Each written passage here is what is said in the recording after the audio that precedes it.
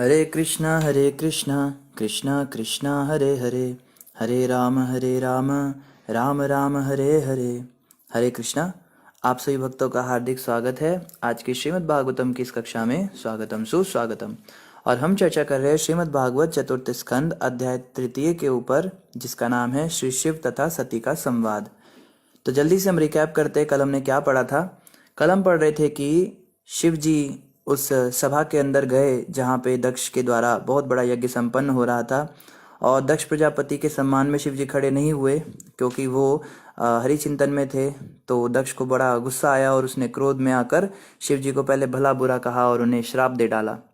तो इस बात से शिव जी को तो कोई फर्क नहीं पड़ा क्योंकि वो तो शुद्ध भक्त है भगवान के, वो तो संसार में रहते हुए भी उससे परे थे। लेकिन जो उनके शिष्य नंदीश्वर जी थे, नंदी जी, उनको बड़ा क्रोध आ गया।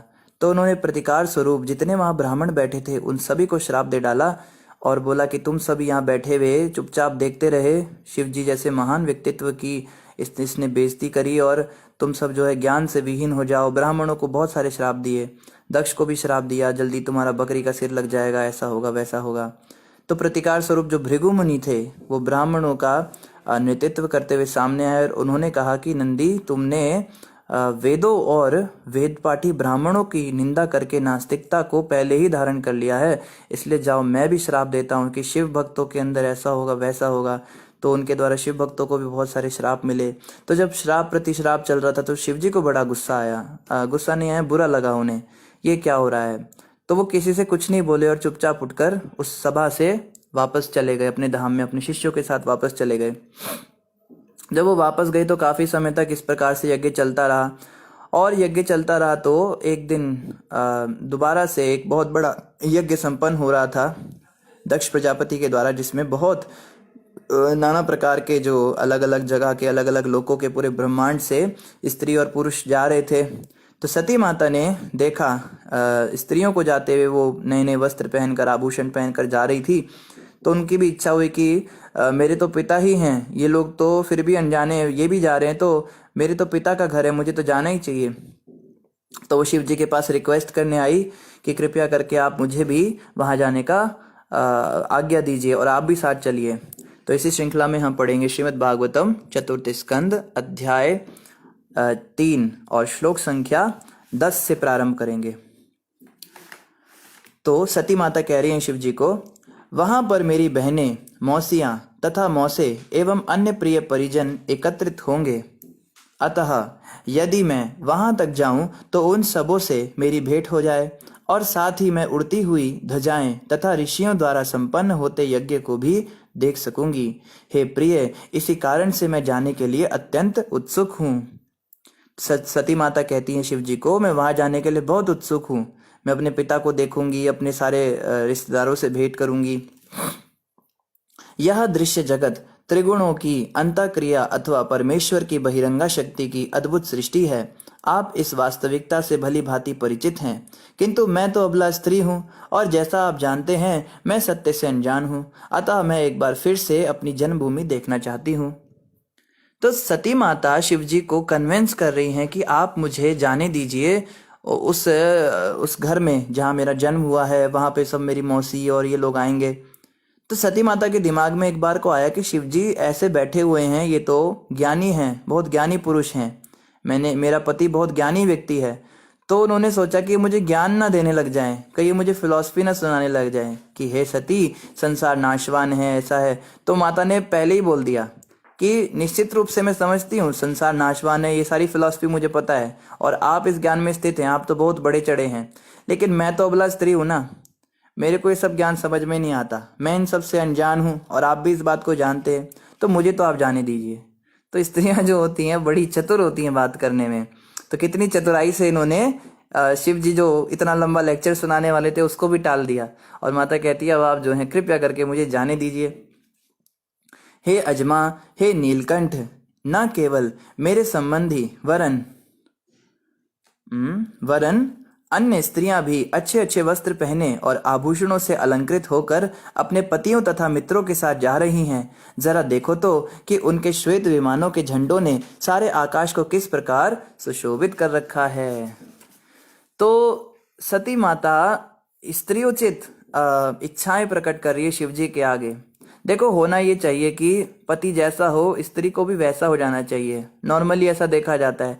अगर कोई बहुत बड़े, जैसे कर्दम मुनि के केस में हुआ था कि जो शत्रुपा माता और मनु महाराज की पुत्री थी, प्रिय पुत्री देवहूति, वो पूरे विश्व की राजकुमारी थी, बहुत साज सामान के साथ रही थी और कभी धरती पर पैर नहीं रखा था।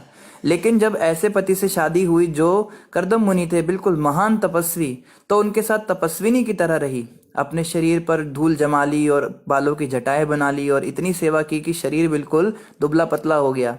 तो औसतन ऐसा ही होता है। या फिर सीता माता के केस में हम देखते हैं, राम जी को वनवास मिला था, सीता माता को थोड़ा ना मिला था, लेकिन सीता माता स्वयं की इच्छा से अपने पति के साथ गई थी।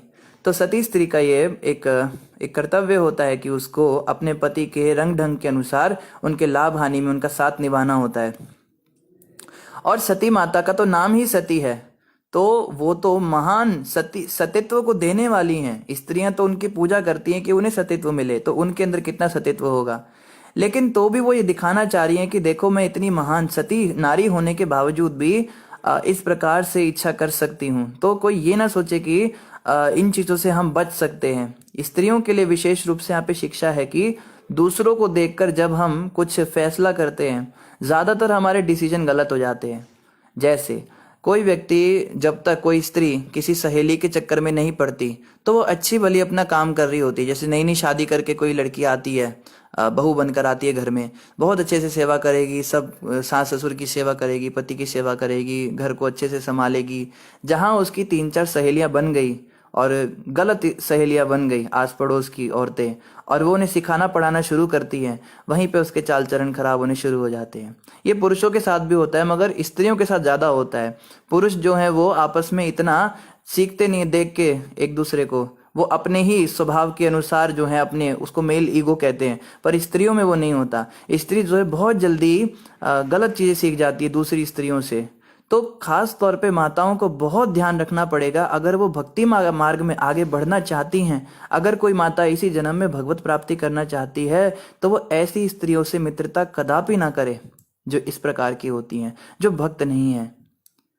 कई बार ऐसा लगता है कि भक्तों के वेश में भी वो भक्त नहीं होती हैं।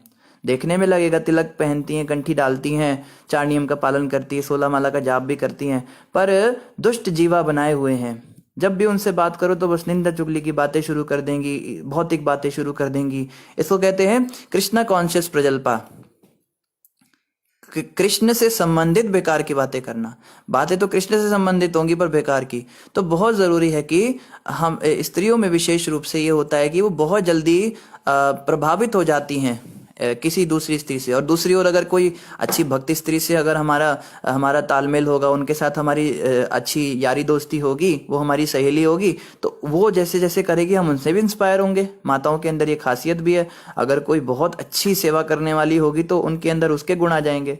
तो यहाँ पे जो है सती माता ये दिखाना चाह रही हैं। निश्चित रूप से सती माता को तो कोई प्रभाव नहीं पड़ता इन बातों का, पर वो हमें शिक्षा देने के लिए दिखा रही हैं कि जब उन्होंने दूसरी स्त्रियों को और इस प्रकार से करते हुए देखा तो वो भूल गई कि मैं इतने महान पति की इतनी महान पत्नी हूं और अभी तक भी मैंने तपस्विनी का जीवन खुद से स्वीकार किया है। पर ये देखो, ये संग दोष इसको कहते हैं। संगत का बड़ा असर पड़ता है, पुरुषों पर भी पड़ता है। प्रभु जी लोग ये ना सोचे कि ये तो स्त्रियों के लिए कहा जा रहा है, तो ये तो हम पे भी पड़ता है, लेकिन माताओं पे थोड़ा ज्यादा पड़ जाता है। हे देवश्रेष्ठ, भला एक पुत्री का शरीर यह सुनकर कि उसके पिता के घर में कोई उत्सव हो रहा है, विचलित हुए बिना कैसे रह सकता है? यद्यपि आप यह सोच रहे होंगे कि मुझे आमंत्रित नहीं किया गया है, किंतु अपने मित्र, पति, गुरु या पिता के घर बिना बुलाए भी जाने में कोई हानि नहीं होती। तो सती माता जो है सारे तर्क दे रही हैं। उनको पता है कि शिव जी क्या क्या बोल सकते हैं उनको, तो पहले ही वो उनको कन्विंस करने के लिए उनके मन की बात जानकर उनको हर चीज का जवाब दे रही हैं। माता कहती है कि आप बताइए, अगर किसी स्त्री के पिता के घर में कोई फेस्टिवल हो रहा है तो उसका मन कैसे रह जाएगा घर पे? उसका मन पक्का विचलित होगा ही होगा। और आप सोचते होंगे कि तुमको तो बुलाया नहीं। तो माता कहती है कि शास्त्रों में दिया है 4 जगहों पर बिना बुलाए भी जाया जा सकता है। और ये बात बिल्कुल सही बता रही है माता कि इन 4 जगहों पर हम बिना आमंत्रण के भी जा सकते हैं। पहला तो मित्र के घर, हम किसी मित्र से मिलने जाते हैं तो उससे पूछने की जरूरत नहीं होती है। आजकल तो पूछना पड़ता है, नहीं तो मित्र गुस्सा हो जाता है कि आप बिना बताए आ गए।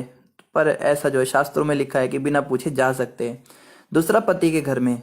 तीसरा गुरु के घर में, गुरु या मंदिर हुआ भगवान का, इनके घर, इनके यहाँ पे बिना बुलाए जा सकते हैं। और चौथा पिता के घर में, तो कोई स्त्री है तो वो अपने पिता के घर जब चाहे तब जा सकती है बिना बुलाए, उसको परमिशन लेने की आवश्यकता नहीं। आगे कहती है, हे अमर शिव, कृपया मुझ पर दयालु हो और मेरी इच्छा पूरी करें। आपने मुझे अर्धांगिनी के रूप में स्वीकार किया है, अतः मुझ पर दया करके मेरी प्रार्थना स्वीकार करें। तो यहाँ पे सती माता एक जिद्दी स्वरूप भी दिखा रही हैं कि इसको कहते हैं स्त्री हट। जैसे 4 प्रकार के हट बताए जाते हैं, बाल हट, जोगी हट, स्त्री हट। तो इसमें स्त्री हट आता है। स्त्री जो है जब हट कर बैठती है तो उसकी बात पूरी करनी ही पड़ती है। अगर कोई स्त्री अड़ जाए किसी बात पर तो वो मर जाएगी लेकिन अपना काम जरूर करवाएगी। ये स्त्रियों के अंदर खासियत होती है। एक बाल हट होता है, बच्चों में भी ये देखने में आता है। छोटा बच्चा अगर कभी हट कर बैठे कि मुझे ये खिलौना चाहिए, तो वो कुछ भी करके वो खिलौना उसको देना ही पड़ेगा। रोएगा, लेटेगा, उसको मारो पीटो, कुछ भी करो। और योगी हट होता है, जोगी अगर अड़ जाए कि मुझे साक्षात्कार करना ही करना है ब्रह्म का, तो कोई भी देवता आ जाए, कुछ भी कर दे, वो बाकी रहता है। तो ये हट होते हैं अलग अलग प्रकार के। तो यहाँ पे माता इस प्रकार से दिखा रही हैं कि वो जो है हट कर रही हैं शिव जी से कि आप मुझे फिलॉसफी मत सुनाना, मुझे आप ज्ञान मत देना, क्योंकि मैं तो अबला स्त्री हूँ। और आप कहो कि बिना बुलाए कैसे जाओगी, तो बुलाने की भी जरूरत नहीं है। तो इस प्रकार से हर प्रकार से वो कन्विंस कर रही हैं। ऋषिरुवाच, मैत्रेय ऋषि ने कहा, इस प्रकार अपनी प्रियतमा द्वारा संबोधित किए जाने पर कैलाश पर्वत के उद्धारक शिव ने हंसते हुए उत्तर दिया। यद्यपि उसी समय उन्हें विश्व के समस्त प्रजापतियों के समक्ष दक्ष द्वारा कहे गए द्वेषपूर्ण मर्म भेदी शब्द स्मरण हो आए। तो जैसे ही सती माता ने दक्ष के घर जाने की बात की तो शिव जी को सारा रिकैप हो गया। जब भी कुछ ऐसा घटना घटता है तो बहुत समय बीतने के बाद भी जब अचानक से उस व्यक्ति का नाम आता है तो सब याद आ जाता है। शिव जी को सारी बातें याद आ गई, उसके एक एक शब्द शिव जी को याद आ गए जो जो उसने कहे थे। लेकिन तो भी देखो शिव जी कितने संयमित हैं। अपनी पत्नी के आगे वो चिल्ला नहीं रहे कि उस बदमाश आदमी के पास तुम जाओगी हैं, जिसने भी तुम्हारे पति को ऐसा कहा था। शिव जी ने ऐसा नहीं कहा। शिव जी ने हंसा, प्रेम से हंसे, क्योंकि वो भोलापन देख रहे हैं अपनी पत्नी का, कितनी भोली स्वभाव की है ये, है ना, भोले की भोली है। तो इस प्रकार से जब उन्होंने देखा तो उन्होंने क्या कहा, श्री भगवानु वाचा, प्रभु भगवान शिव ने उत्तर दिया, हे सुंदरी, तुमने कहा कि अपने मित्र के घर बिना बुलाए जाया जा सकता है, यह सच है, किंतु तब जब वह देहात्म बोध के कारण अतिथि के दोष न निकाले और उस पर क्रुद्ध ना हो। तो अब जो है तर्क का खंडन होगा। माता ने तो बहुत चालाकी के साथ तर्क रखे थे, पर शिवजी से क्या चालाकी चलेगी। तो शिवजी ने पहला तर्क तो काट दिया। तुम कहती हो मित्र के घर बिना बुलाए जा सकते हैं, लेकिन हमें उस मित्र के घर कभी नहीं जाना चाहिए जो हमारी बेइज्जती करने पे तुला हो, जिसके घर जाने से जो देहात्म बुद्धि में हो और हम में दोष निकाले, हम पे क्रोध करे या फिर हमसे कोई बदला ले, ऐसे मित्र के घर नहीं जाना चाहिए। यद्यपि शिक्षा, तप, धन, सौंदर्य, यौवन और कुलीनता, ये 6 गुण अत्यंत उच्च होते हैं, किंतु जो इनको प्राप्त करके मदांध हो जाता है और इस प्रकार वह सद्ज्ञान को बैठता है, वह महापुरुषों के महिमा को स्वीकार नहीं कर पाता। तो शिव जी इनडायरेक्टली कह रहे हैं। अब सीधे बोलेंगे कि ऐसे लोगों के घर नहीं जाना चाहिए जो बेइज्जती करते, तेरा बाप तो सबसे बड़ा बेइज्जती करने वाला है। शिव जी ने सीधे नहीं बोला ऐसे। देखो कैसे कह रहे हैं। कहते कि शिक्षा होना बहुत अच्छा है, तपस्या करना बहुत अच्छा है, धन का होना भी बहुत अच्छा, सौंदर्य का होना तो और भी अच्छा, यौवन भी है और कुलीनता भी है, बहुत अच्छे कुल के भी हैं। ये सारे के सारे गुण अगर किसी पुरुष में हो तो ये बहुत अच्छी बात है। तो इनडायरेक्टली दक्ष प्रजापति के लिए कह दिया ना। लेकिन ये 6 उच्च गुणों के होते हुए भी अगर वो व्यक्ति मदांध हो जाए, अंधा हो जाए, इनके अहंकार से फूल जाए, इसके नशे में चूर हो जाए कि मैं तो बड़ा पैसे वाला, मैं तो बहुत सुंदर, मेरे अंदर तो कितनी जवानी है, मैं तो कितने बड़े कुल में पैदा हुआ हूँ, इस प्रकार से हो जाए तो बड़े बड़े महापुरुषों के द्वारा भी महिमान्वित नहीं होता। वो महापुरुषों को की महिमा को स्वीकार नहीं करता, वो व्यक्ति जो है वो केवल कंपटीशन करता है, इसके अंदर विनम्रता नहीं होती, ये व्यक्ति अंधा हो जाता है अहंकार से। मनुष्य को चाहिए कि वह ऐसी स्थिति में किसी दूसरे व्यक्ति के घर ना जाए। तो सती, तुम तो कह रही हो कि जा सकते हैं, लेकिन ऐसे व्यक्ति के घर नहीं जाना चाहिए जो अंधा हो चुका हो अहंकार से, भले ही वह उसका संबंधी या मित्र ही क्यों ना हो। जब वह मन से क्षुब्ध हो और अतिथि को तनी हुई भ्रिकुटियों से एवं क्रुद्ध नेत्रों से देख रहा हो, तो ऐसे व्यक्ति के घर में कभी हमें, ऐसे मित्र के घर में नहीं जाना चाहिए जो हमें तनी हुई भ्रिकुटी हो। तनी भ्रिकुटी मतलब आईब्रो ऐसे करके, ऐसे टेढ़े टेढ़े से मुंह बनाते हैं ना, हम देखते ही हैं आप सबका एक्सपीरियंस होगा।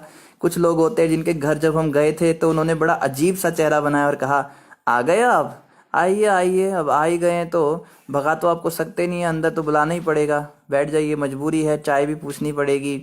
अच्छा कुछ नहीं, कई लोग क्या पूछते हैं, खाना खाएंगे आप या खा के आए घर से? तो बड़ा संकोच लगता है, व्यक्ति कहता है कि नहीं नहीं, हम खा के तो नहीं आए, पर आप खिलाई दो। अच्छा खा के नहीं आए, चाय से काम चल जाएगा आपका, या रोटी बनाए आपके लिए?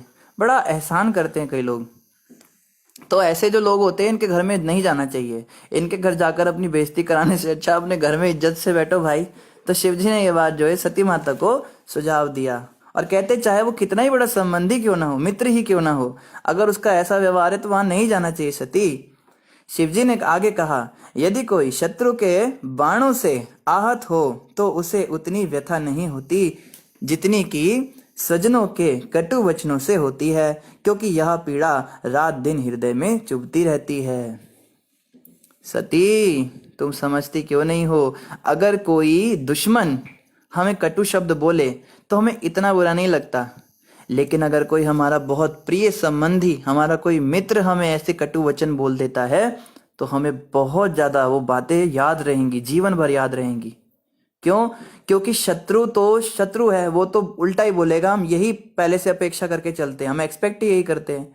लेकिन मित्र या संबंधी से हम जो घनिष्ठता का व्यवहार एक्सपेक्ट करके चलते हैं और वो वैसा व्यवहार नहीं करते तो वो हमारे हृदय को भेद जाता है।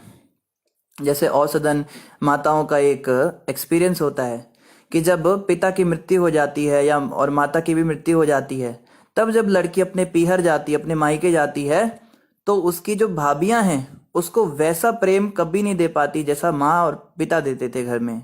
माता पिता की मृत्यु का समाचार सुनते ही स्त्री जो है वो बिल्कुल टूट जाती है, उसका सारा संपत्ति जी लुट जाता है, उसको सब भूल जाता है, उस समय उसको सारी बातें याद आती हैं। फिर जब वो पहली बार अपने घर जाती है तो बहुत ज्यादा दुखी हो जाती है, उसको वो घर सूना सूना लगने लगता है, क्योंकि अब जो भाभी है या जो भैया है या जो और भी वहां रहने वाले हैं वो उसको इतना सम्मान, इतना घनिष्ठ प्रेम नहीं दे पाते। निश्चित रूप से देने का प्रयास अगर करे भी तो भी नहीं दे सकते, उनकी कमी पूरी नहीं कर सकते। तो अगर कोई गलत वो हो, मतलब भाभी अच्छी ना हो किसी स्त्री की, तो वो तो और भी ज्यादा खराब व्यवहार करती है, वो तो चाहती है कि आना ही बंद कर दे, यहाँ पर बेकार में आती है और हमें इसकी आवभगत करनी पड़ती है। तो इस प्रकार से वो वहां जाना ही बंद कर देती है।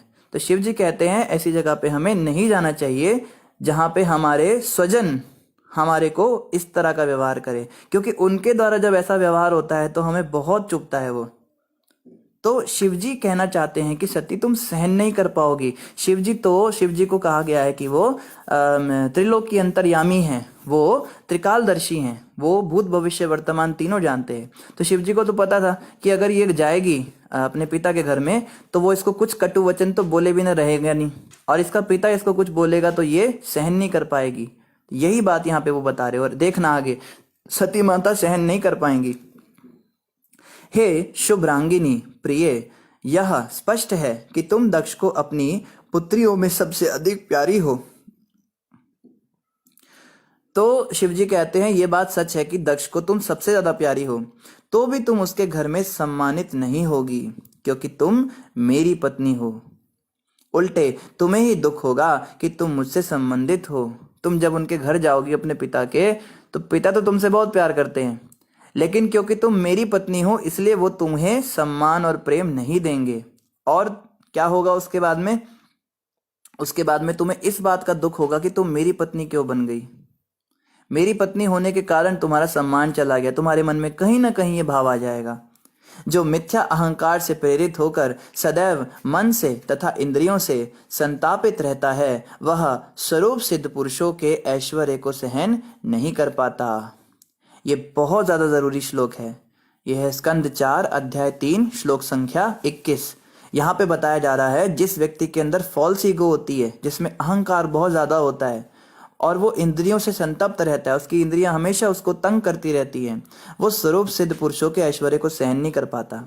उसकी नजरों में खटकता है। अगर किसी भक्त को कोई प्रणाम कर दे, अगर हमारे सामने किसी स्वरूप सिद्ध महात्मा की प्रशंसा हो, उसकी तारीफ हो, उसको, जैसे कई लोग होते हैं ना कि साधु महात्मा जब गाड़ियों में घूमते हैं, बड़ी बड़ी गाड़ियों में, प्रभुपाद जी रोल्स रॉयस गाड़ी में घूमते थे, तो बड़ी बड़ी महंगी, दुनिया की सबसे महंगी गाड़ियों में प्रभुपाद जी के शिष्य उनको घुमाते थे। तो जो न्यूज़ रिपोर्टर्स होते थे उनको इतनी आग लगती थी, उनको बर्दाश्त नहीं होता था कि ये साधु होकर इसको तो भीख मांगनी चाहिए हमसे, इसको तो नंगे पैर चलना चाहिए फर्श पर, और ये देखो ये गाड़ियों में घूम रहा है। तो ऐसे जो लोग होते हैं, जो अहंकार से फूले होते हैं, ये सहन नहीं कर पाते। तो एक न्यूज़ रिपोर्टर प्रभुपाद जी के पास आया, विदेश की घटना है, अंग्रेजी में उसने बोला कि स्वामी जी आप इतनी महंगी महंगी गाड़ियों में घूमते हैं, आपके पास हमने सुना है रोल्स रॉयस गाड़ी भी है। तो प्रभुपाद जी ने उसको क्या जवाब दिया?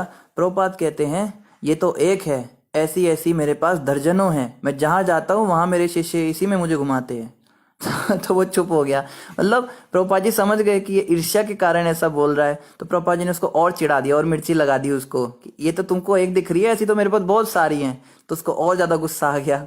तो कहने का मतलब ये है कि स्वरूप सिद्ध जो पुरुष होते हैं, जो भक्त होते हैं, उनका ऐश्वर्य अगर हमें खटकने लगे, हमें ये देखकर गुस्सा आने लगे कि ये साधु होकर इतने बड़े आश्रम के अंदर क्यों रह रहा है, ये साधु होकर इसके चेले इसका इतना सत्कार क्यों कर रहे हैं, इतनी सारी दुनिया जाके इसके पैर क्यों छू रही है, तो समझ जाइए कि हम मिथ्या अहंकार से फूले हुए हैं और इंद्रियों के द्वारा मारे हुए व्यक्ति हैं।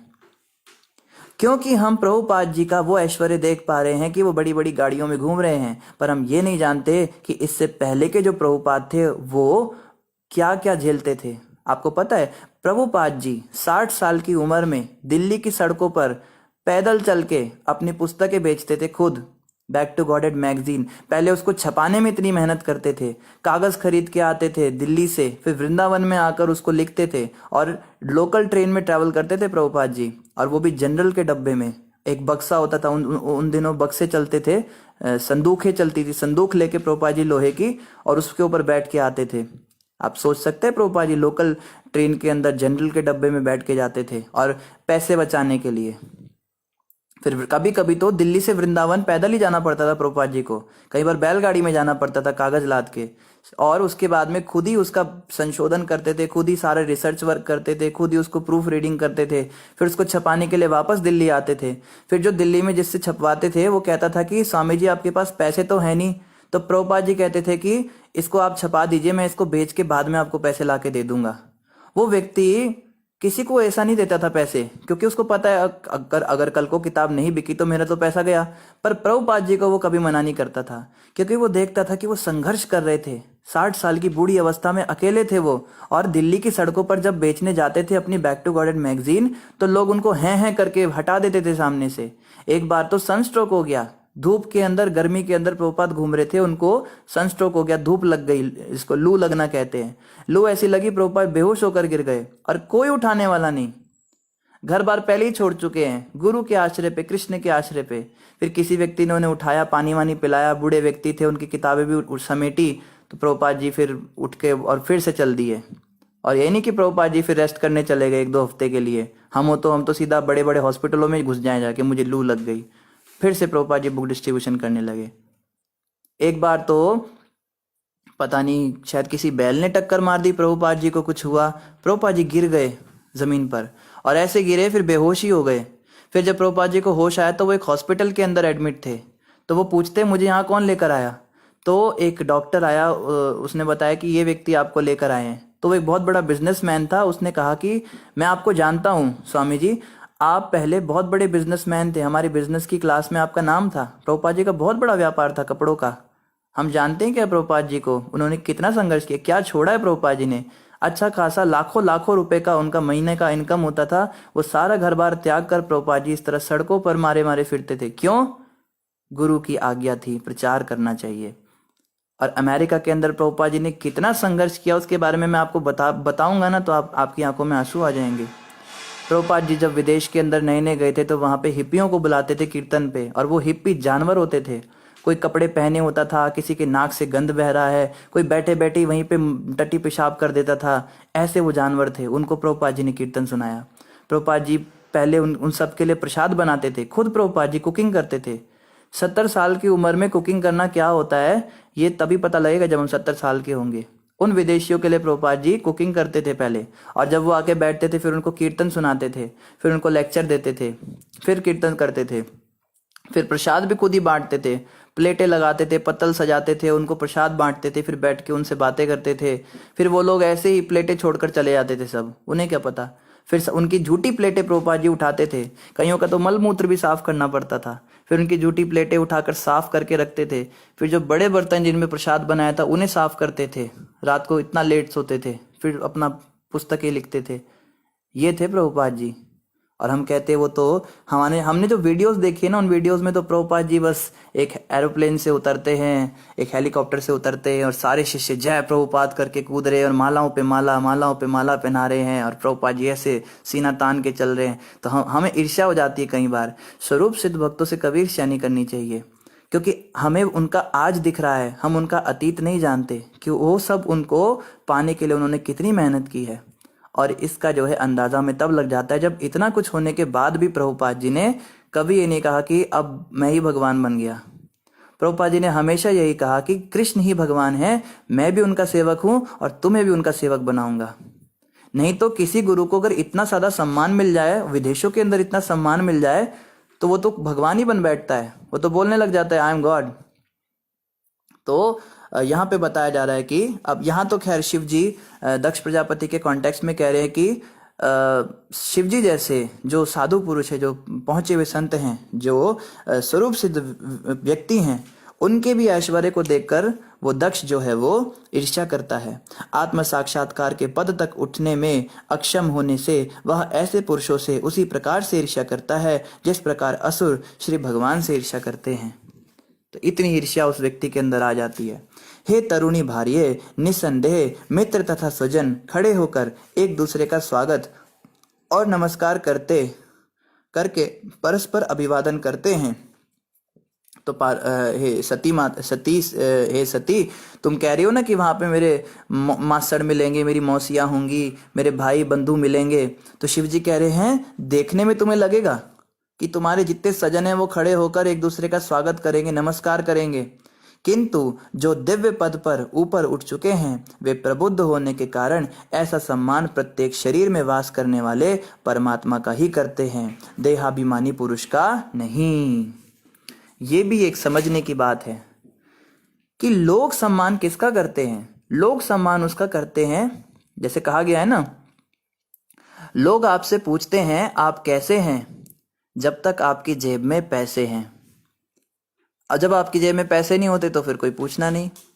मतलब निकल गया तो जानते नहीं, यूं जा रहे हैं जैसे पहचानते नहीं, ऐसी हालत हो जाती है। तो इस संसार में उसी को लोग पूछते हैं, उसी की अवभगत करते हैं जिसके पास कुछ होता है उनको देने के लिए। इनके मनों में हमेशा कुछ पाने की आशा रहती है। जैसे बड़े बड़े फैक्ट्री के मालिक होते हैं, उनको बस लोग कहते हैं अरे आप तो हमारे अन्नदाता हैं, आप तो हमारे पिता हैं, बस आप ही आप हैं। उनको बहुत बहुत उनका आवभगत करते हैं। और जब वो बूढ़ा होकर बैठ जाता है खाट के ऊपर और उसका बेटा उसकी सारे चीजें संभालने लगता है, फिर उसको कोई पूछने भी नहीं आता, फिर उसको कोई रोटी तक पूछने नहीं आता कि आप जिंदा भी हो या मर गए या कुछ खा भी रहे हो। तो ये जो सम्मान था वो उस देहाभिमानी पुरुष का नहीं हो रहा था, उसके ऐश्वर्य का हो रहा था। लेकिन जो प्रबुद्ध होने के कारण प्रत्येक शरीर में भगवान का वास देखते हैं, जो दिव्य पद पर ऊपर उठे हुए लोग होते हैं, वो कभी भी ऐसे पुरुषों का सम्मान नहीं करते। तो भक्तों को चाहिए कि चाटुकारी बंद कर दे। अगर हमें भक्ति में आगे बढ़ना है तो हम ऐसे लोगों का सम्मान करना बंद कर दें, इस भावना से कि हमें कुछ मिल जाएगा, ये बहुत पैसे वाला है, इसको पूछो, इसको कोल्ड ड्रिंक जाके पूछो, और कोई अगर बिना पैसे वाला आ गया तो उसको पूछना नहीं। क्यों क्यों? तो इसका मतलब सम्मान करना छोड़ दे प्रभु जी, हम लोग किसी का भी सम्मान नहीं करें? नहीं, यहाँ कहा गया है वो सम्मान करेगा, लेकिन उसके हृदय में बैठे श्री भगवान का सम्मान करेगा। भगवान उसके हृदय में बैठे हैं ये सोच के उसका सम्मान करेगा कि ये तो चलता फिरता मंदिर है। मंदिर का मतलब क्या होता है? मंदिर मतलब जहाँ भगवान निवास करते हैं। इस शरीर के अंदर हृदय में भगवान बैठे हैं ना, ये बात तो सबको पता है ना, बैठे हैं। तो जब इस शरीर के अंदर भगवान बैठे तो ये शरीर भी तो मंदिर हो गया ना। तो जैसे ही मंदिर दिखता है हम हाथ जोड़ते हैं ना रास्ते पे, जब भी मंदिर आता है। हमारे माता पिता ने बचपन से ही शिक्षा दी थी, गाड़ी में हो, बस में हो, कहीं भी हो, जहाँ मंदिर दिख गया वहाँ अपने आप हाथ जुड़ जाते हैं। तो जब भी हम किसी के शरीर को देखते हैं तो ऐसा स्मरण, ऐसा चिंतन होने लगता है कि ये तो मंदिर ही है, साक्षात भगवान इसके अंदर है। ये भावना आ जाती है उन भक्तों में जो बढ़ चढ़ जाते हैं भक्ति में। फिर वो ये सोच के सम्मान करते हैं, फिर वो सबका सम्मान करते हैं, फिर वो समभाव हो जाते हैं। अब क्या भेद रह गया? काले का, गोरे का, आदमी का, औरत का, चंडाल का, ब्राह्मण का, किसी का क्या भेद रह गया? भगवान तो सबके हृदय में एक जैसे ही हैं। ये है, ये अंदर की बातें बता रहे हैं आपको इस समय शिव जी, कि कैसे व्यक्ति, कई कई लोग कहते हैं ना प्रभु जी समभाव कैसे रखें, हम समभाव कैसे हो जाएं, हम हर व्यक्ति को एक जैसा सम्मान कैसे दे सकते हैं? कोई हमसे बड़ा है, कोई हमसे छोटा है, कोई हमारे रिश्ते में ये लगता है, कोई वो है, कोई हमारा बच्चा ही, उसको कैसे हम? तो समभाव का ये मतलब होता है कि उसके हृदय में भगवान तो वैसे ही है ना सबके अंदर, तो ऑटोमेटिक समभाव आ जाएगा। आगे कहते हैं, मैं शुद्ध कृष्ण चेतना में भगवान वासुदेव को सदैव नमस्कार करता रहता हूँ। कृष्ण भावनामृत ही सदैव शुद्ध चेतना है, जिसमें वासुदेव नाम से अभिहित श्री भगवान का बिना किसी प्रकार का दुराव का अनुभव होता है। तो ये श्लोक नोट करने वाला है। ये है चतुर्थ स्कंद तृतीय अध्याय 23वां श्लोक 4.3.23। तो जो लोग शिव की भक्ति करते हैं उन्हें शिव की बातें भी माननी चाहिए। हम खाली नाम के लिए बोलते रहे, हम तो बस बोले के भगत हैं, हम तो भांग रगड़ेंगे। अरे शिव जी ने कौन से शास्त्र में भांग रगड़ने के लिए कहा है तुमको? शिव जी ने कहाँ पे कहा है कि तुम भी भांग रगड़ो? शिव जी के भक्त नहीं हो तुम शिव जी बनना चाहते हो, तुम उनकी नकल उतारते हो। तुम सोचते हो कि वो भांग रगड़ते तो तुम भी भांग रगड़ोगे। अरे शिव जी ने तो जहर भी पी लिया था, पहले जहर तो पचाओ फिर तो तुम भांग रगड़ लेना। तो ये लोग भक्त नहीं होते, ये लोग मनमानी करते हैं, ये शास्त्रों का उल्हाना देकर अपने गलत कार्य सिद्ध करते हैं। तो शिव जी देखो यहाँ पे बता रहे हैं कि उनका क्या कथन है, उनका क्या सोच है। इस श्लोक में शिव जी कहते हैं कि मैं शुद्ध कृष्ण चेतना में भगवान वासुदेव को सदैव नमस्कार करता हूँ। मेरे हृदय में हमेशा कृष्ण चिंतन चलता है। वासुदेव कृष्ण का नाम है, और कृष्ण भावनामृत ही सदैव शुद्ध चेतना है, जिसमें वासुदेव नाम से अभिहित श्री भगवान का बिना किसी प्रकार का दुराव का अनुभव होता है। यही सच्चा सुख है। ये श्लोक जो है ये उन लोगों के लिए है जो वास्तव में शिव के भक्त बनना चाहते हैं। शिव बनने की कोशिश मत करो, शिव के भक्त बनने की कोशिश करो, उनकी बातों को मानो। कृष्ण चेतना ही संपूर्ण चेतना है, और शिव जी भी कृष्ण का चिंतन करते हैं, तो हमें भी शिव जी के कहे अनुसार कृष्ण चिंतन करना चाहिए। अतः तुम्हें अपने पिता को, यद्यपि वह तुम्हारे शरीर का दाता है, मिलने नहीं जाना चाहिए, क्योंकि वह और उसके अनुयायी मुझसे ईर्ष्या करते हैं। हे परम पूज्या, इसी ईर्ष्या के कारण मेरे निर्दोष होते हुए भी उसने अत्यंत कटु शब्दों से मेरा अपमान किया है। अब जो है शिव जी ने फाइनल बात बोली, क्योंकि पहले ग्राउंड तैयार करना होता है। सती माता को सीधा ही मना कर देते तो वो मुंह फुला देती। तो पहले उन्हें समझाया कि वो, तुम कह रही हो किसी के घर जा सकते, पिता के घर जा सकते, वो ईर्ष्या करता है, वहां जाओगे तुम्हारा ही अनिष्ट होगा, वहां पे तुम्हें कटु वचन सुनने को मिलेंगे, और जो संबंधी लोग हैं वो तुम्हारा सत्कार नहीं करेंगे वहां पे, क्योंकि वो सत्कार तुम्हारा तब तक करते थे जब तक दक्ष की तुम प्रिया थी। वो लोग दक्ष के लोग हैं, वो तुम्हारा सत्कार नहीं करेंगे, तो इसलिए तुम वहां मत जाओ। यदि इस शिक्षा के बावजूद मेरे वचनों की उपेक्षा करके तुम जाने का निश्चय करती हो तो तुम्हारे लिए भविष्य अच्छा नहीं होगा। तुम अत्यंत सम्माननीय हो, और जब तुम स्वजन द्वारा अपमानित होगी तो यह अपमान तुरंत ही मृत्यु के तुल्य हो जाएगा। शिव जी ने पहले ही भविष्यवाणी कर दी कि तुम्हारे स्वजन, तुम्हारे अपने लोग जब तुम्हारा अपमान करेंगे सती, तो तुम्हें ऐसा लगेगा कि मौत मिल जाए बस मुझे। मृत्यु उस समय अच्छी लगेगी, लेकिन उनका वो व्यवहार अच्छा नहीं लगेगा। इसलिए मेरे वचनों की अवहेलना करके तुम्हें वहां नहीं जाना चाहिए। ये भी कॉन्सिक्वेंसेस बता दिए, अगर तुम मेरे वचनों की अवहेलना करके जाओगी तो ऐसा हो जाएगा। अब इसी के साथ हमारा अध्याय 3 संपूर्ण हुआ। अध्याय 4 हम प्रारंभ करेंगे। अध्याय 4 का नाम है सती द्वारा शरीर त्याग। मैत्रेय उवाच, मैत्रेय मुनि ने कहा। सती को असमंजस में पाकर शिव जी यह कहकर शांत हो गए। तो सती जो है वो बहुत विचलित हो गई, क्योंकि उनकी डिमांड पूरी नहीं हुई। वो पति से परमिशन लेने नहीं आई थी, वो पति को ऑर्डर देने आई थी कि आप मुझे जाने की परमिशन दीजिए। परमिशन का मतलब होता है आपको जैसा सही लगे वैसा कीजिए, पर ये जो जबरदस्ती वाली परमिशन का सिस्टम है ये चलता नहीं है। शिव जी ने तो मना कर दिया, तो सती जो है बहुत दुखी हो गई, बहुत विचलित हो गई। तो जब शिवजी ने देखा मेरी प्रिय पत्नी, अब शिवजी प्रेम भी बहुत करते थे उनसे, तो जब उन्होंने देखा मेरी प्रिय पत्नी विचलित हो गई तो शिवजी शांत होकर बैठ गए। सती अपने पिता के घर में अपने संबंधियों को देखने के लिए अत्यधिक इच्छुक थी, किंतु साथ ही वह शिवजी की चेतावनी से भयभीत भी थी। शिवजी ने डरा भी दिया उनको। मन अस्थिर होने से वह हिंडोले की भांति कक्ष से बाहर और भीतर आ जा रही थी। तो सती माता जब परेशान हो गई तो वो कभी कमरे में जा रही हैं, कभी बाहर निकल रही हैं, कभी इधर जा रही हैं, हिंडोले के समान अंदर बाहर जा रही हैं, इस तरह से करने लगी। जब कोई बहुत टेंशन में हो जाता है ना तो इधर उधर चलने लगता है, उसको समझ नहीं आ रहा है क्या करना। और सती माता का अब वहां भी अटैचमेंट है और यहाँ भी अटैचमेंट है। अब सती माता बहुत ज्यादा विचलित हो गई। इस तरह अपने पिता के घर जाकर अपने संबंधियों को देखने से मना किए जाने पर सती अत्यंत दुखी हुई। उन सब के स्नेह के कारण उसकी आंखों में अश्रु गिरने लगे। थरथराती एवं स्न व्याकुल होकर उसने अपने अद्वितीय पति भगवान शंकर को इस प्रकार से देखा मानो वह अपनी दृष्टि से उन्हें भस्म ही कर देंगी। अब जो है लाल लाल आंखों से देख रही हैं। शिव जी ने तो मना कर दिया, गुस्सा आ रहा है, तो गुस्से के मारे उनके आंखों में इतना क्रोध है, ऐसे वो शिव जी को देख रही हैं कि भस्म ही कर देंगी उनको। ऐसा हो जाता है, कहीं और भी माताएं जो पति को ऐसे देखते कि भस्म ही कर देंगी, जब उनकी डिमांड पूरी नहीं की जाती उनको बड़ा गुस्सा आता है। तो शिव जी जैसे जो पति होते हैं उनको यही चाहिए कि पत्नी अगर अनवांछित इच्छाएं कर रही है तो उसको समझाएं, उसको ज्ञान दें और उसको कॉन्सिक्वेंसेस भी बताएं कि आप अगर मेरी बात नहीं मानोगे तो ऐसा हो जाएगा। लेकिन हम देखते हैं कि अगर कोई भक्त पति है, उसकी स्त्री भक्त नहीं है, तो वो उसकी अनवांछित इच्छाएं भी पूरी करते रहते हैं। वो सोचते हैं ये मेरा जप हो रहा है, जप बार बार डिस्टर्ब कर रही है, जप नहीं करने दे रही, ये करो वो करो, ये करो वो करो, पीछे ही पड़ गई। सोचते हैं मेरे को माला करने दे, हाँ चल ठीक है दे दूंगा तुमको, जाओ और आराम से भक्ति कर रहा है, पर उसका तो अनिष्ट कर दिया ना आपने।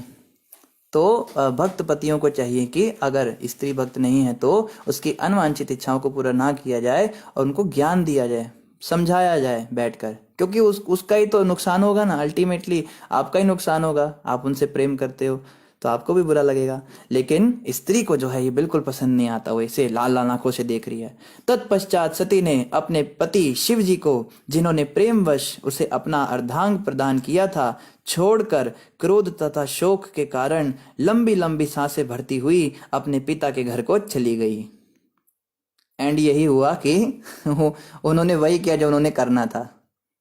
तो सती जो है बहुत गुस्से में लंबी लंबी सांसें लेती हुई और चली गई अपने पिता के घर।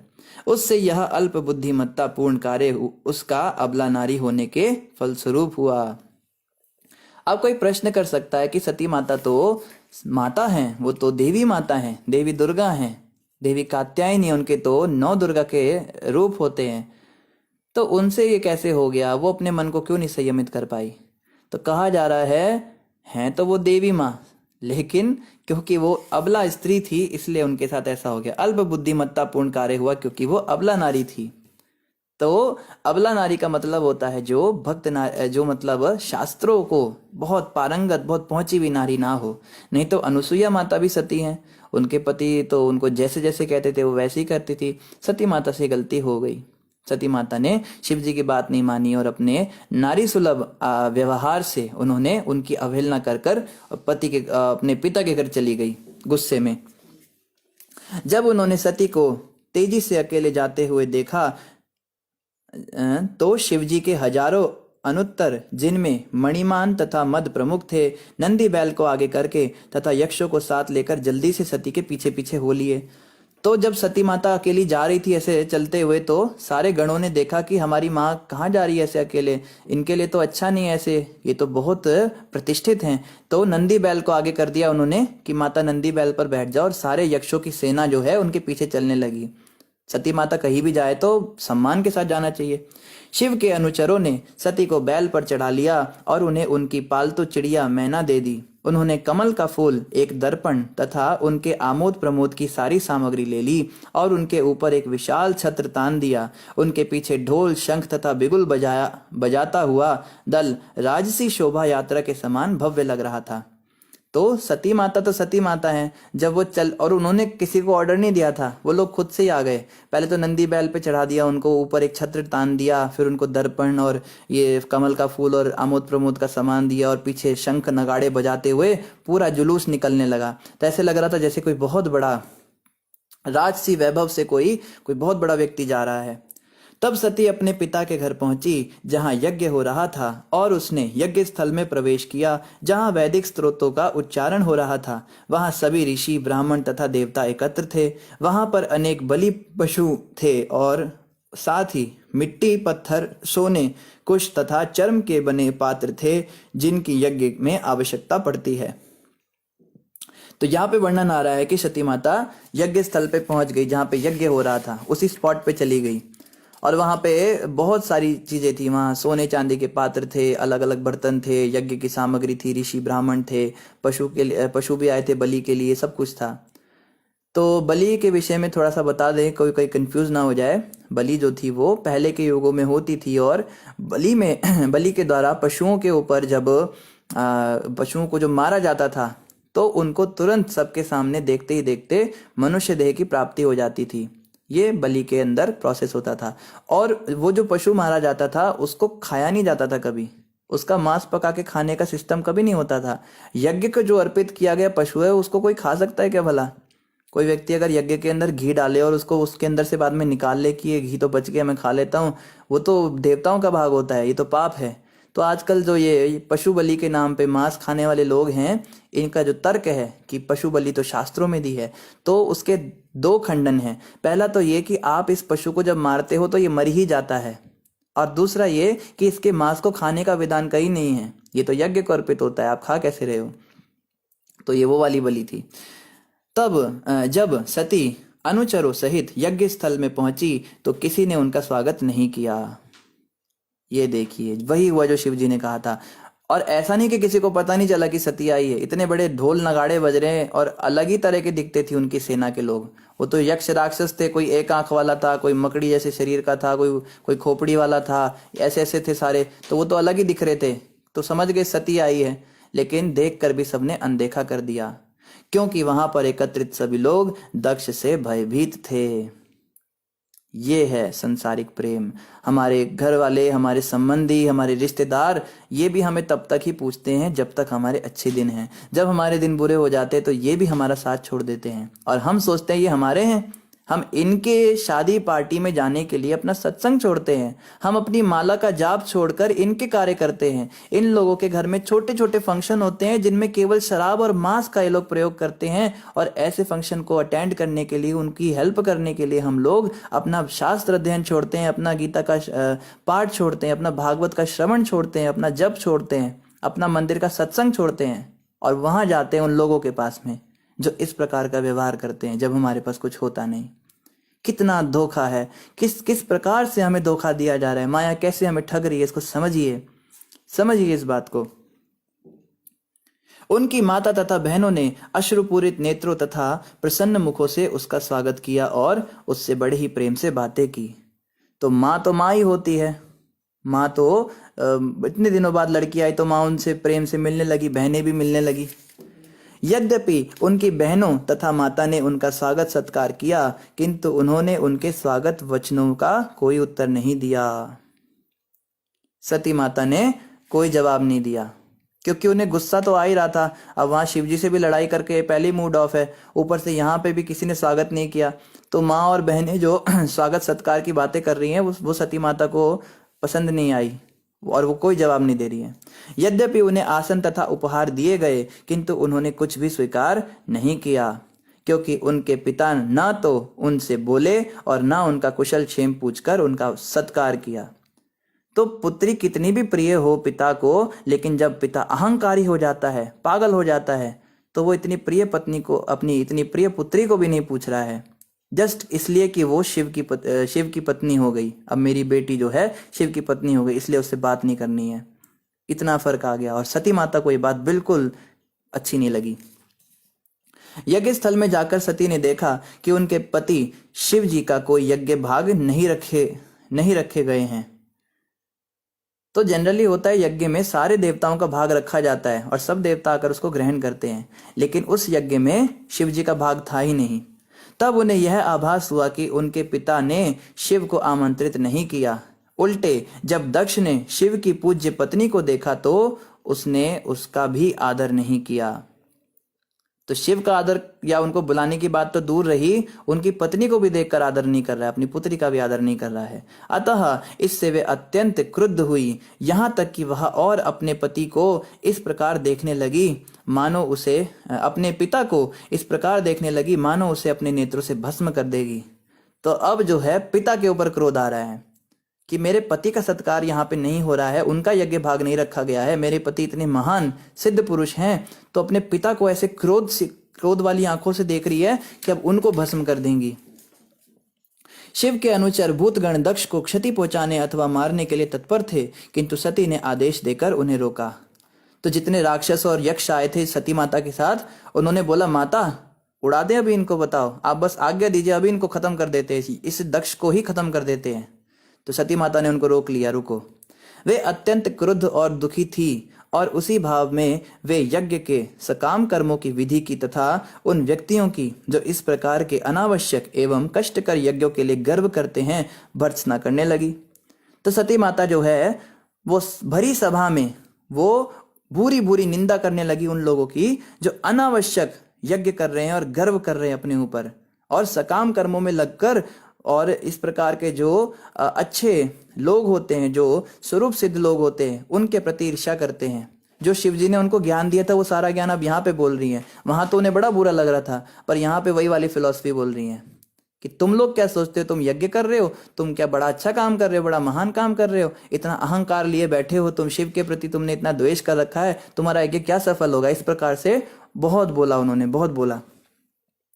उन्होंने सबों के समक्ष अपने पिता के विरुद्ध बोलते हुए उसकी विशेष रूप से निंदा करी।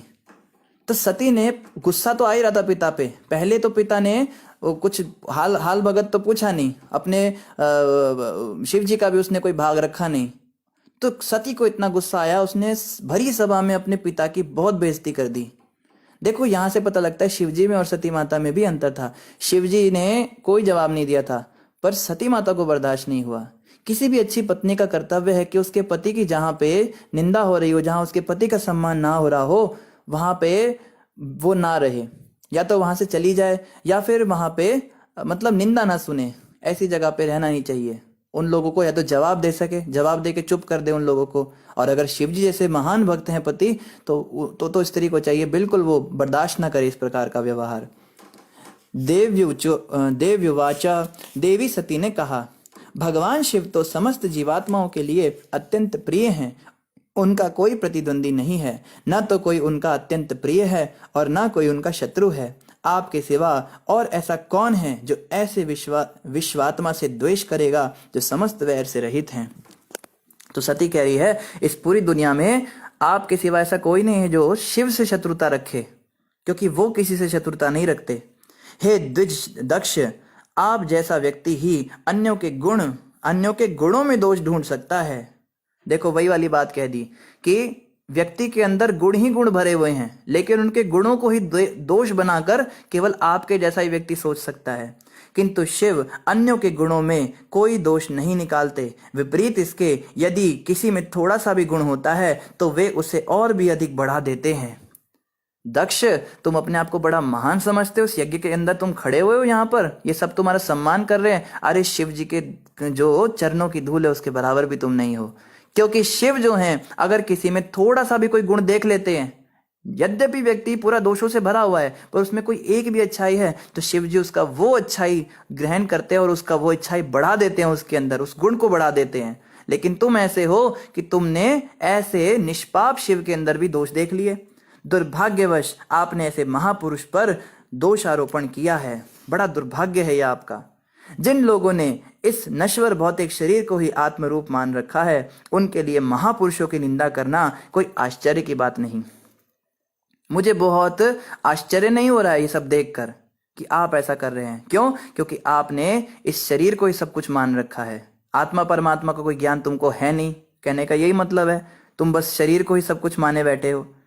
भौतिकतावादी पुरुषों के लिए ऐसी ईर्ष्या ठीक ही है, क्योंकि इसी प्रकार से उनका पतन होता है। बहुत अच्छा कर रहे हो दक्ष, और ईर्ष्या करो शिव से, क्योंकि यही ईर्ष्या तुम्हारे पतन का कारण बनेगी, तुम्हारे को गिराएगी, यही तुम्हारे सर्वनाश का कारण बनेगी। वे महापुरुषों की चरण रज से लघुता प्राप्त करते हैं। सती ने आगे कहा, बहुत गुस्सा आ रहा है सती माता को, हे पिता, आप शिव से द्वेष करके घोरतम अपराध कर रहे हैं, क्योंकि उनका 2 अक्षरों शी तथा व वाला नाम मनुष्य को समस्त पापों से पवित्र करने वाला है। तो माता कह रही है, शिव का तो नाम लेने मात्र से मनुष्यों के पापों से उद्धार हो जाता है उनका। शिव के नाम की तो लोग माला जपते हैं, और तुमने उनसे द्वेष करा है, तुमने बहुत बड़ा अपराध कर दिया। उनके आदेश की कभी उपेक्षा नहीं होती। शिव जी सदैव शुद्ध हैं, और आपके अतिरिक्त अन्य कोई उनसे द्वेष नहीं करता। इस पूरे संसार में केवल आप ही ऐसे हैं जिसने शिव जी से द्वेष लिया है, उनसे वैर मोल ले रखा है। आप उन शिव से द्रोह करते हैं जो तीनों लोकों के समस्त प्राणियों के मित्र हैं। एक तो पहली बात समझने की है, शिव जी सबके मित्र हैं। शिव जी किसी से भी द्वेष भाव नहीं रखते। तो ऐसे व्यक्ति से तुमने कैसे द्वेष कर लिया? वे सामान्य पुरुषों की समस्त इच्छाओं को पूरा करने वाले हैं, और ब्रह्मानंद दिव्य आनंद की खोज करने वाले उन महापुरुषों को भी आशीर्वाद देते हैं जो उनके चरण कमलों के ध्यान में लीन रहते हैं। ब्रह्मानंद की प्राप्ति करने के लिए लोग शिव जी के चरण कमलों का ध्यान करते हैं, और ऐसे लोगों को शिव जी आशीर्वाद देते हैं, और तुमने उनके चरणों में अपराध किया। क्या आप यह सोचते हैं कि आपसे भी बढ़कर सम्माननीय व्यक्ति जैसे भगवान ब्रह्मा इस शिव नाम से विख्यात अमंगल व्यक्ति को नहीं जानते? तो अब माता को बहुत ज्यादा गुस्सा आ रहा है। अब वो कह रही हैं, तुम कहते हो शिव एक अमंगल व्यक्ति है, तो तुमको क्या लगता है जो ब्रह्मा बैठा है यहाँ पे, ये नहीं जानता कि वो शिव अमंगल है? वे शमशान में असुरों के साथ रहते हैं, उनकी जटाएं शरीर के ऊपर बिखरी रहती हैं, वे नरमुंडों की माला धारण करते हैं और शमशान की राख शरीर पर लपेटे रहते हैं। किंतु इन अशुभ गुणों के होते हुए भी ब्रह्मा जैसे महापुरुष उनके चरणों पर चढ़ाए गए फूलों को आदर पूर्वक अपने मस्तक पर धारण करके उनका सम्मान करते हैं। देखो कितनी बढ़िया बात कही सती माता ने कि दक्ष, तुम कहते हो कि शिव शमशान में रहते हैं, नरमुंडों की माला पहनते, अशुभ है वो व्यक्ति, तो क्या ये बात ब्रह्मा को नहीं पता? क्या तुम्हारे पिता को नहीं पता?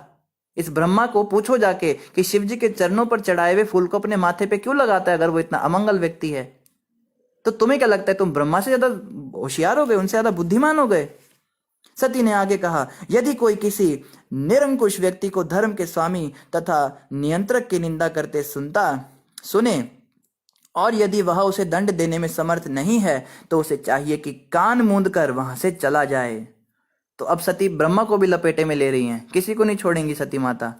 कहती हैं कि अगर तुम्हारा तो दिमाग खराब हो ही गया, तुम तो पागल हो ही चुके हो, तुमने शिव की निंदा करी है, लेकिन यहाँ पर जो बाकी धर्म के नियंत्रक लोग हैं, जो समर्थवान लोग हैं, वो अगर तुम्हारे द्वारा की गई निंदा का तुम्हें दंड ना दें, मान लो कि चलो ये ब्रह्मा, ये सारे ऋषि मुनि, ये लोग तुमसे डरते हैं या तुम्हें सम्मान देते हैं, तुम्हें रोक नहीं सकते निंदा करने से, तो कम से कम कान बंद करके यहाँ से चले तो जाना चाहिए था इनको। पर ये यहाँ पे खड़े हुए सुन रहे हैं। और देखिए आगे क्या कहती है, किंतु यदि वह मारने में सक्षम है तो उसे चाहिए कि वह बलपूर्वक निंदक की जीभ काट ले और अपराधी का वध कर दे, तत्पश्चात वह अपने भी प्राण त्याग दे। तो इन लोगों को चाहिए था पहले तो तुम्हारी जीभ खींच के काट ले और उसके बाद तुम्हें जान से मार दे और फिर स्वयं भी मर जाएं, क्योंकि उन्होंने निंदा सुनी है शिव की। अतः मैं इस अयोग्य शरीर को जिसे मैंने आपसे प्राप्त किया है और अधिक काल तक धारण नहीं करूंगी, क्योंकि आपने शिव जी की निंदा की है। यदि कोई विषैला भोजन कर ले तो सर्वोत्तम उपचार यही है कि उसे वमन कर दिया जाए। अगर कोई जहर खा लेता है तो उसके लिए यही है कि उसको उल्टी कर दिया जाए जहर को, इसी से वो जहर निकलेगा। मैंने अपने कानों से तुम्हारे जैसे व्यक्ति के द्वारा शिव की निंदा सुनी और ये सब ड्रामा देखा, इसलिए इस शरीर को धारण कर पाना मेरे लिए असंभव है। ये शरीर अपवित्र हो चुका है। और तुम्हारा तो मैं वध कर नहीं सकती, अगर कर सकती तो कर भी देती। सती माता का यही मतलब था कहने का, मेरा अगर पद इतना ऊंचा होता मैं तुम्हारा भी वध कर देती, पर वो मैं कर नहीं सकती, इसलिए मैं स्वयं का ही वध कर दूंगी। दूसरों की आलोचना करने से श्रेयस्कर है कि अपना कर्तव्य निभाया जाए। अब मैं तुम्हारी क्या आलोचना करूं दक्ष, तुम्हारी क्या मैं बातें बताऊं लोगों को कि तुम कितने पापी हो। सबसे अच्छा तो सर्वोत्तम उपाय यही होगा, मैं अपना फर्ज निभाऊं, अब मैं अपना कर्तव्य निभाऊंगी। बड़े बड़े दिव्य पुरुष भी कभी कभी वेदों के विधि विधानों का उल्लंघन कर देते हैं, क्योंकि उन्हें अनुसरण करने की आवश्यकता नहीं होती। ठीक उसी प्रकार जैसे कि देवता तो आकाश मार्ग में विचरते हैं, किंतु सामान्य जन धरती पर चलते हैं। तो यहाँ पे माता कह रही है, बड़े बड़े जो वेदों के विधि विधान करने वाले लोग होते हैं वो भी उससे चूक जाते हैं, किंतु उन्हें अनुसरण करने की आवश्यकता नहीं होती। तो कहने का मतलब ये ना सोचो कि ये ब्रह्मा और ये बड़े बड़े देवी देवता, ये सब ऋषि मुनि यहाँ पे तुम्हारे द्वारा शिव की जो निंदा हो रही है उसको सहन कर रहे हैं। तो इसका ये मतलब मत समझो कि ये लोग सही कर रहे हैं और हम इसका पालन करेंगे। माता कहती है गलती किसी से भी हो सकती है, बड़े से बड़े विद्वानों से गलती हो जाती है। तो मैं इस बात को कभी नहीं मानूंगी कि ये ऋषि मुनि या ये ब्रह्मा, ये जो लोग सुन रहे हैं तुम्हारी इस बात को, ये सही हैं। मैं इनका अनुसरण नहीं करने वाली, मैं अपना कर्तव्य निभाऊंगी। बहुत जरूरी शिक्षा है ये श्लोक बहुत जरूरी है, क्योंकि बड़े लोगों से कई बार गलती हो जाती है, लेकिन हमें उनका अनुसरण नहीं करना चाहिए। हम कहें कि उन्होंने भी तो ऐसा किया था, वो व्यक्ति देखो वो इतने बड़े ऋषि थे, उन्होंने भी तो ये काम किया था, तो हमें भी करना चाहिए। जबकि उन्होंने गलती करी थी, तो हम ये बुलाना नहीं दे सकते कि वो महान व्यक्ति था या वो आचार्य थे और आचार्य से ये गलती हो गई तो हम भी उस गलती को दोहराएंगे। सती माता कहते गलती किसी से भी हो जाती है, पर उसका अनुसरण हमें नहीं करना चाहिए। वेदों में दो प्रकार के कर्मों के निर्देश दिए गए हैं, एक उनके लिए जो भौतिक सुख में लिप्त हैं और दूसरा उनके लिए जो भौतिक रूप से विरक्त हैं। इन दो प्रकारों के कर्मों का विचार करते हुए दो प्रकार के मनुष्य हैं जिनके लक्षण भिन्न भिन्न हैं। यदि कोई एक ही व्यक्ति में इन दोनों प्रकार के कर्मों को देखना चाहता है तो यह विरोधाभास होगा, किंतु दिव्य पुरुष के द्वारा इन दोनों प्रकार के कर्मों की उपेक्षा की जा सकती है। तो समय लगभग पूरा हो चुका है, आगे हम कल बढ़ेंगे यहीं से। इन्हीं शब्दों के साथ आप सभी का धन्यवाद। अब जो है सती माता किस प्रकार से अपना शरीर का त्याग करेंगे और उसके बाद शिवजी कितना क्रोध करेंगे, ये देखने लायक मतलब सुनने लायक होगा। तो आप सभी भक्त कृपया करके समय पर आए, 8:30 का समय है, तो समय पर आप जो है पधारे ताकि छूटे ना बीच में कुछ। तो आप में से किसी वक्त का कोई प्रश्न है तो आप कमेंट पर लिख सकते हैं। एकता माता कह रही है, प्रभु जी किसी के घर का पनीर खाने से अच्छा है अपने घर में नमक के साथ रोटी खा लेनी चाहिए। तो एकता माता बिल्कुल सही आपने कहा, बेइज्जती से किसी के घर में पनीर खाने से अच्छा है अपने घर में नमक की रोटी इज्जत से खाई जाए। बिल्कुल सही आपने कहा। तो जिन भक्तों ने हरे कृष्णा कहा है, आप सभी को हमारी ओर से भी हरे कृष्णा और दंडवत प्रणाम। रेणु सहदेव माता कह रही है, अमेजिंग सत्संग। माता ये प्रसंग ही बहुत सुंदर है, ये हमें बहुत पसंद है। हम कब से चाह रहे थे ये शुरू हो, मगर समय बहुत लग गया। तृतीय स्कंद में फिलॉसफी बहुत थी, अभी आगे और भी सुंदर कथाएं आएंगी। तो आप सभी से प्रार्थना है, आप इसी प्रकार से हमारा उत्साहवर्धन करते रहिए, जुड़े रहिए और हमारे लिए प्रार्थना अवश्य करते रहिए कि हम कुछ भक्ति में लग पाए, गुरु की गौरांग की सेवा में कुछ हमारा जीवन समर्पित हो सके। इन्हीं शब्दों के साथ आप सभी का धन्यवाद। बोलो ग्रंथराज श्रीमद् भागवतम महापुराण की जय, जगत गुरु श्रील प्रभुपाद की जय, गौर भक्त वृंद की जय, बोलो शिव शंकर भोलेनाथ की जय, बोलो सती माता की जय। हरे कृष्णा।